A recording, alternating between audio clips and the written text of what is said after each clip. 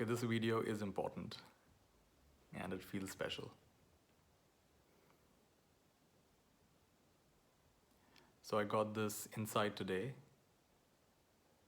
and it's just been settling in the whole day. It's been beautiful. And the insight is, so let me start like this.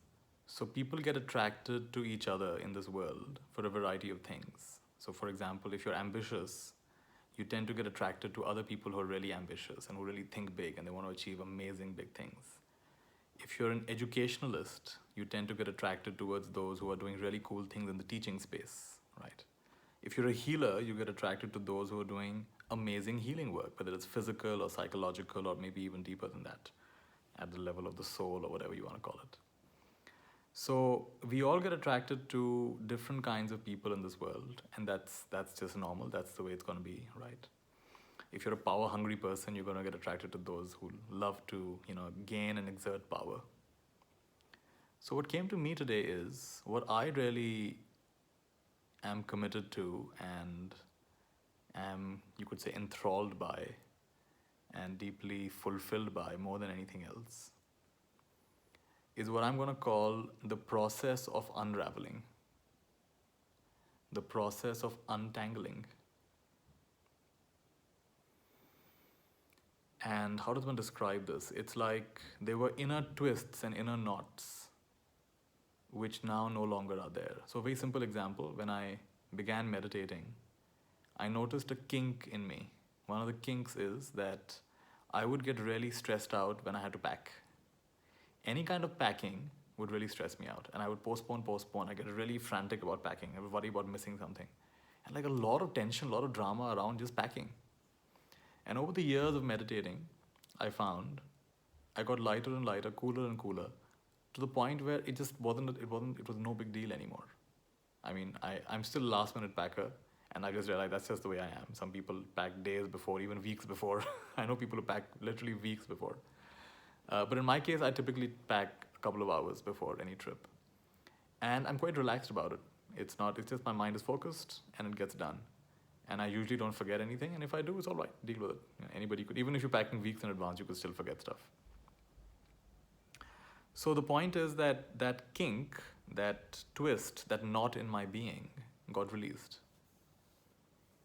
Same thing with standing in line. I was very impatient with standing in line. In fact, I used to use these two as almost like barometers of my progress. How am I doing with packing and how am I doing with standing in line? Because I used to get really tense and agitated about standing in line, waiting. Those back in the day, you couldn't book railway tickets online. You had to stand in line. So I literally had to stand in long lines back then when I was a student. So what I mean is that what used to hook you no longer hooks you so much anymore. The opinions of others, for example, right? That used to have really big impression on you and your decision making, but maybe not so much anymore. That other people should like you, that other people should compliment you. And even compliments themselves can be a hook. The desire for compliments, right? And getting affected by what people think of you and then not wanting to always live up to that. So I hope you're beginning to get some semblance, some sense of what I'm trying to say. So for me, what's coming in this video, what I'm trying to share here is, what would it be like for us to, there's something powerful about just naming it, right? When you just name it, it becomes a thing.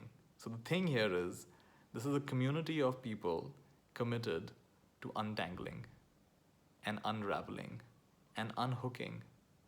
And all the ways in which we stuffed ourselves up with reactions and suppressed memories and, all kinds of traumas and whatnot, layer by layer by layer. In fact, chances are, because as I'm speaking this, it's already happening within me. The untangling is happening. Even just saying this, during this video, it's happening. I can feel it happening. I can feel an uncoiling happening.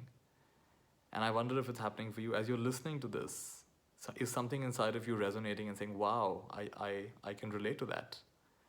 And thank you for saying that, right? If you can resonate with it, literally, I'm just feeling literally my hands are uncoiling right now. It's fascinating. And I can feel the parts of me that are open and the parts of me that are opening.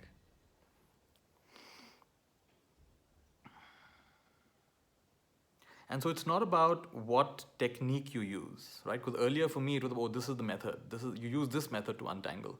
No, not necessarily. Because I know that for some people it's going to happen through singing. For someone it's going to happen through dance. For someone it's going to happen through, for me it happens through teaching, for example, really powerfully. Meditating to a large extent, right? So each one of us is going to find our own way in which it happens. But once you've tasted it, now the journey goes from being an expert to being a master. Expert is in one domain of your life, you're just in flow. You're reliably in flow. And master is in all of life, you've actually merged with life. All of life is your, you can call it your dance floor. All of life is your, this is your arena. All of it is. And that beautiful journey from being an expert to being a master. And there's a beautiful, something I wrote years back on Facebook. The beginner wants to be an expert. The expert wants to be a master. And the master just wants to be a beginner again. That empty mind, that blank slate, that fresh mind, that fragrant mind, the beginner's mind has endless possibilities. The expert's mind has few. The thing about the beginner is the beginner does not realize how precious their state is. So they're wanting to fill it up. Isn't that amazing? We begin from the place where we already have it all, but we don't recognize it. So we have to go through a journey of gathering, accumulating. And at some point it hits us. The very accumulation has now become the baggage. So now a reverse journey starts of dropping, simplification, coming to the most essential again and again. And that's where we return, right, to that. It's not childish, but it's childlike. There's something childlike about this. But it's not naive, you see. There's a great power in this. Have you noticed how infants are so powerful? Infants cry, the entire household is awake. And what does this child want now? Infants have raw power, right? And the ability to magnetize everybody. There's something there.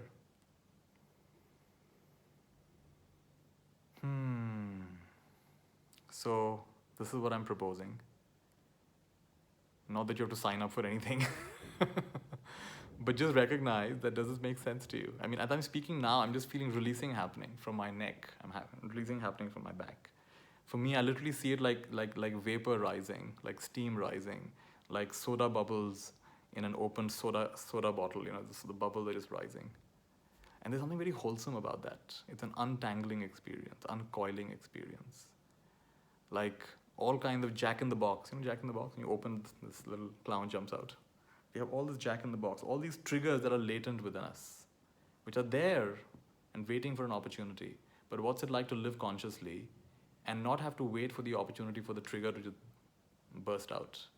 And to diffuse that latent energy, the latent potential towards anger, the latent potential towards confusion, the latent potential towards grasping and wanting and clinging. And be like space, be like vast open sky, be like the deepest point of the ocean, be like the wildflower that is so in its element, it doesn't even mind being trampled, because it's going to transfer its fragrance onto the shoe that trampled it.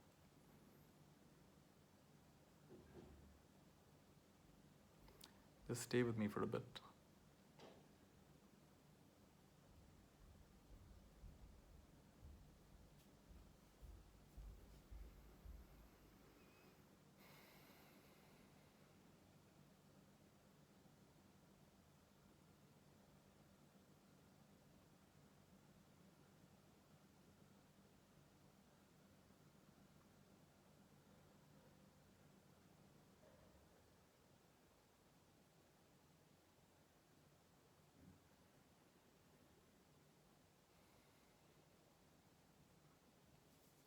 So what does it mean to recognize if this is something that resonates for you? To recognize, and well, this is it. Then this becomes the primary purpose and priority of this lifetime. Now, outwardly, we may do a million things, but this is the primary priority of this lifetime, the untangling. So whether I'm doing my work, or I'm talking to someone, or even I'm eating food, preparing food, anything, sitting quietly, behind the outer activity the inner uncoiling, the inner untangling, the inner unburdening is continuously, continuously, continuously happening. Emotions come up, reactions come up. They're coming to say goodbye. And instead of making a new identity, oh, I'm an angry person, I'm a frustrated person, I'm doing all of this, nothing's happening. No, it's happening. This is why it's coming up. It's coming to say goodbye. And so we don't become this artificially spiritual person who are always positive and always grateful and all. Whatever comes up, we see it for what it is. I remember doing a retreat once, and my mother was there with me on the retreat. And there was a point in the retreat where I got really upset with my mother. And in the room, there was another lady, my mother's roommate. And she's like, Nitya, you're a spiritual teacher. Nitya, don't get upset, don't get upset. I was like, I'm a spiritual teacher there, but right now I'm a son and I'm upset. So can you allow me to be upset? This identity, I'm a spiritual teacher, therefore I can never get upset. This is like a trap. I don't want to be in any of these traps. And so what was most authentic in that moment was getting upset, and then that led to a conversation, and that led to listening, and that led to a deeper understanding. And so not getting caught in any identity. So untangling, releasing, unburdening, uncoiling. You're getting it, right? And then this becomes the main purpose and priority and trajectory of this lifetime. And what would it be like to identify that, if that resonates for you? It may not resonate for everybody, but that is the main number one priority. And everything else now is just supportive of that. It's an expression of that. Now you can still go ahead and be a performer, and from your uncoiled state, fantastic music or dance or literature is going to come out. From your uncoiled state, the true education is going to happen. From your uncoiled state, true leadership, true entrepreneurship, true service of mankind, true invention is going to come. It's going to flow from this state. And you know what? Everything you do and create, it's going to have the fragrance of uncoiling. It's going to have the fragrance of untangling. And the story you write, or the lecture you give, or just your sheer presence is going to liberate. Because that's what you represent. And instead of being a lone warrior, feeling that you've been forgotten by the universe, you're wondering if you're some kind of an anomaly or a fluke of nature, you realize that no, you are part of a sangha. And what would it be like to compare notes with each other and share? You know what, for me, just sitting quietly does it. For me, movement does it. For me, nature does it. Being in nature, being out, and of course everything is nature, but being really raw nature does it. For me, reciting poetry does it. For me, ho'oponopono, I'm sorry, please forgive me, I love you, thank you, does it. For me, martial arts does it. For me, reading scriptures does it. For me, chanting ancient scriptures or mantras does it. For me, listening to music does it. And you start realizing, wow, there's something in all of this. And all of this was actually meant for releasing the layers that we've gathered. What if the primary purpose we are here is to release these layers? All the false identities we've picked up along the way.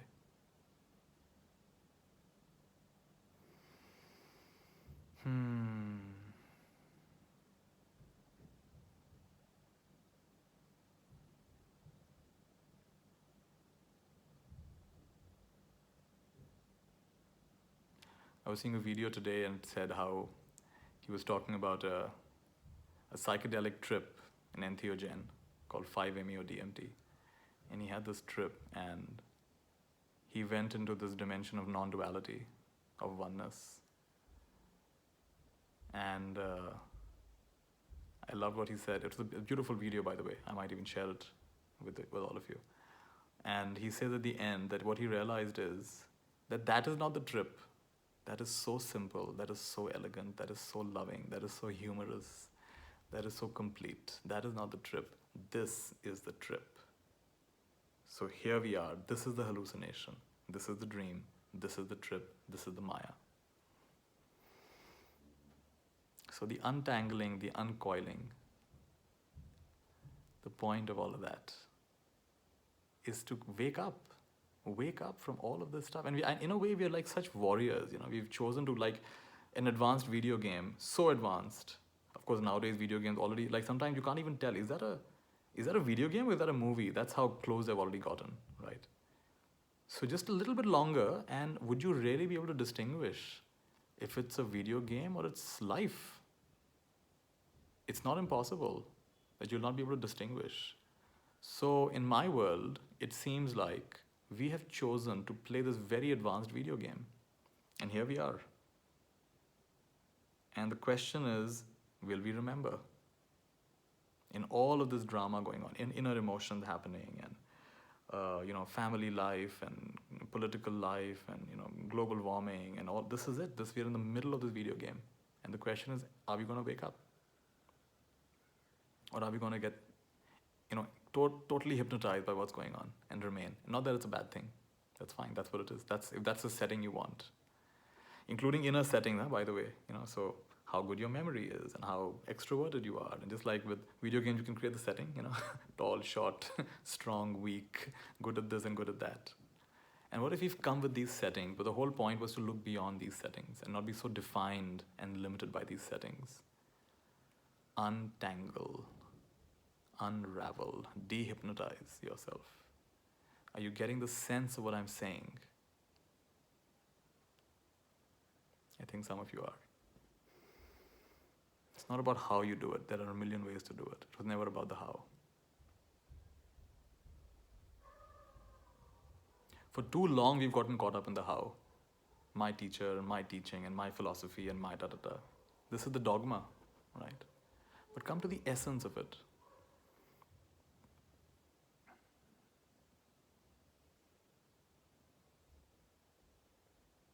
There's a beautiful definition of dharma. That dharma is primarily know thyself.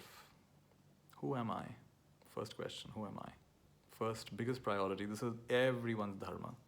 Instead of getting lost in what other people are telling you and your random ideas based on a few experiences, you ask a serious, sincere question, who am I? Really, who am I? Deep down.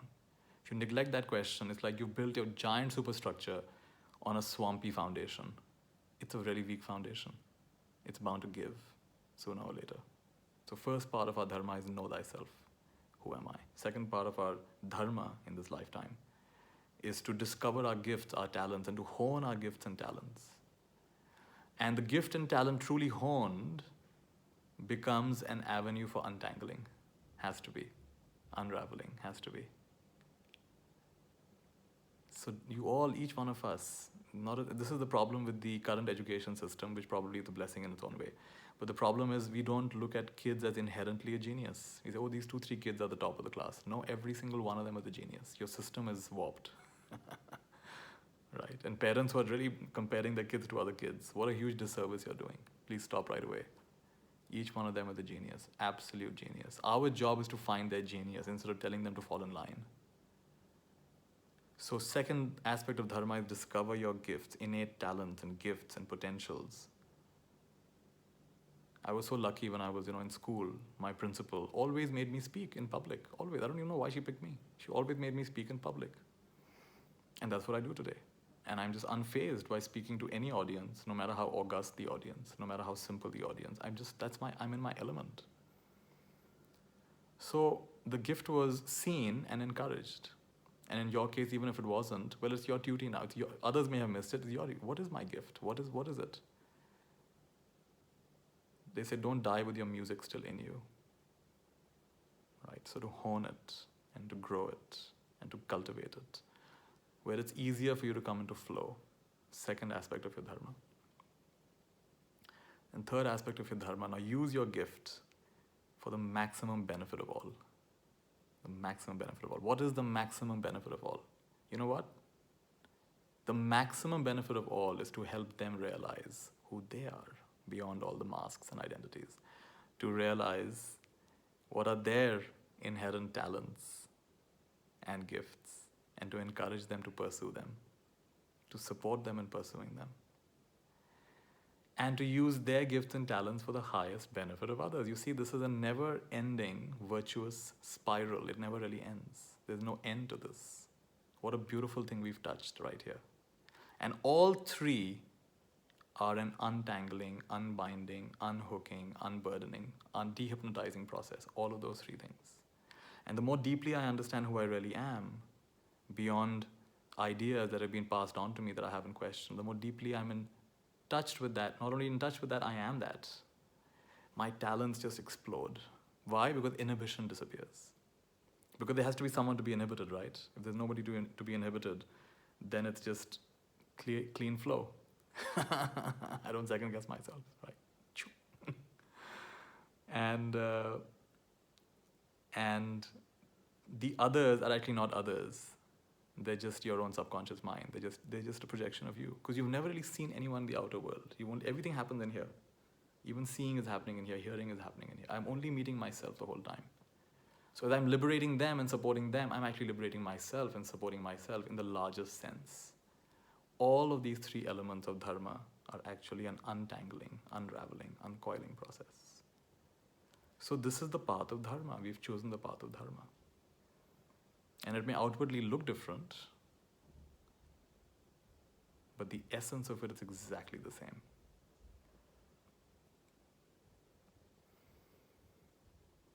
Isn't it a blessing? Isn't it a blessing? What an amazing thing has come through today. What amazing clarity has come through today.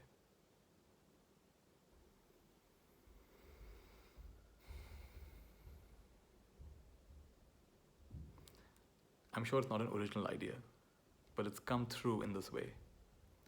And I am by no means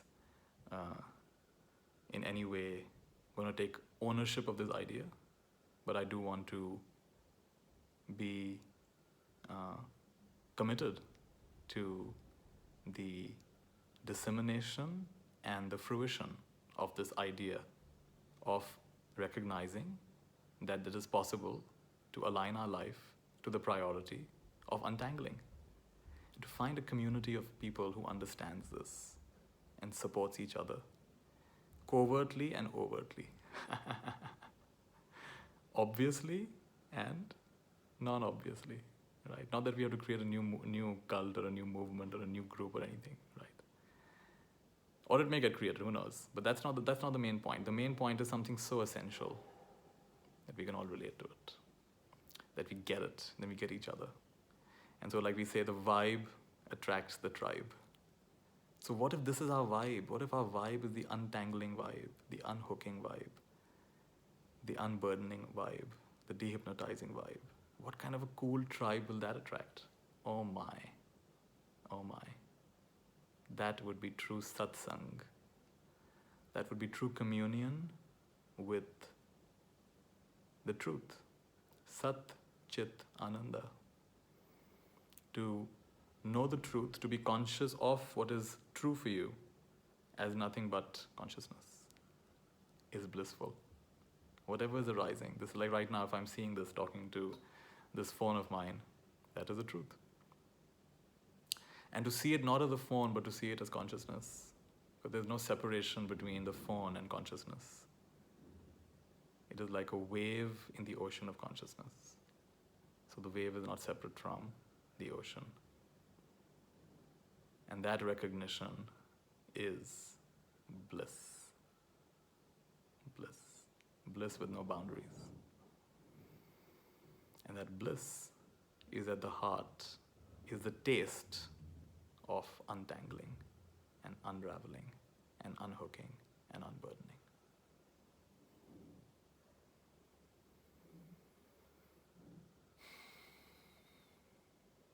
So with that, I feel pretty complete.